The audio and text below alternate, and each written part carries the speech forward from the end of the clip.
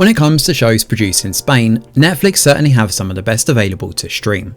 Between the deliciously dark teen drama Elite and historical drama Cable Girls, there is, of course, Money Heist, which took the world by storm several years ago. That's all before mentioning Murder Mystery High Seas, Criminal Spain, and the criminally underrated Ministry of Time.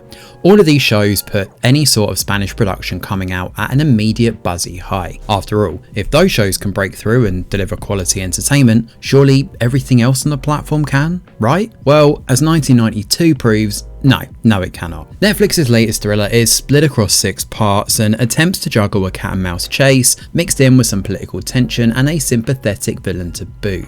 The ensuing result is an absolute catastrophe that somehow gets worse the longer it goes on. Honestly, it's hard to know where to start with this one.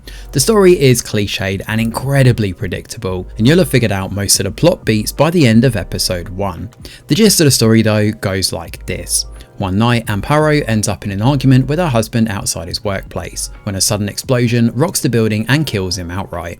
Amparo races in to check on her husband, only to find a strange toy called a Kuro in his hand. This happens to be the iconic mascot for the 92 Expo in Sevilla. Could this be the mark left behind by the killer? Amparo's husband, Alvaro, is not alone in being killed though, as it turns out inside the office he's joined by another dead businessman, Roberto Valcarcel.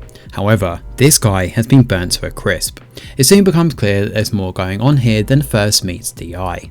Needing help, Amparo returns to Ricardo Zurita, or Richie for short, who was kicked out the force for his alcoholism. He now works as a security guard and, as fate would have it, happens to have been working with Alvaro.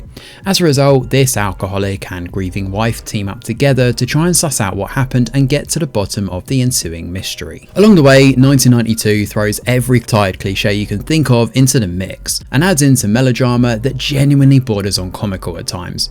It doesn't help that the CGI is nothing short of terrible. I mean, I'm talking Scorpion King levels of bad here.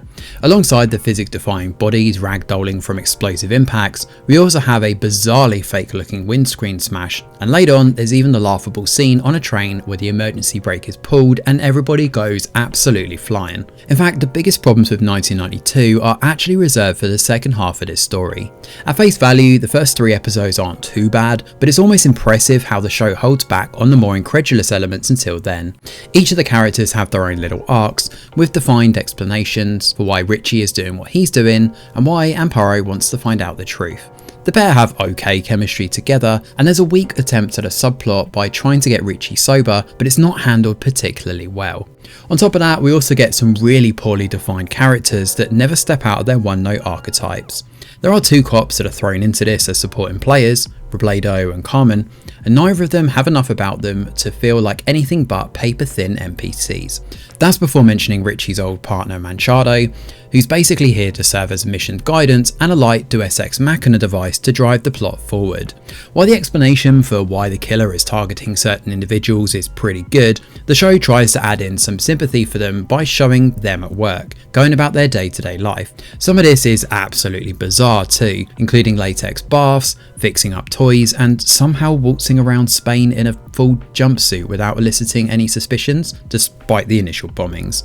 In fact, the one scene where people do notice them, inside a supermarket loading up a trolley full of hardware for the next killing, is never followed up on again.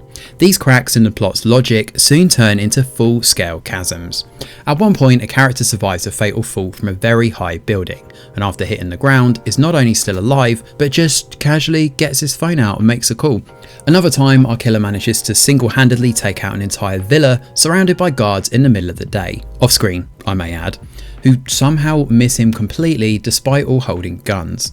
And that's before mentioning all the CCTV footage of this suspicious person dressed in a big jumpsuit and, at times, wielding a flamethrower that nobody seems to notice anywhere.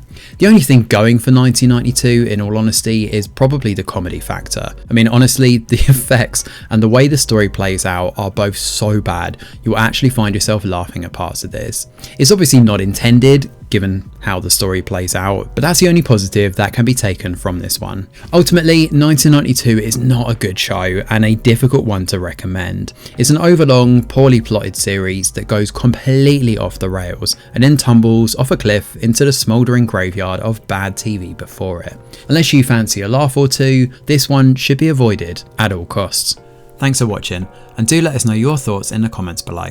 Smash a like or subscribe to the channel, your support is very much appreciated. I'm Greg Wheeler, and from all of us over here at The Review Geek, we'll see you on the next video.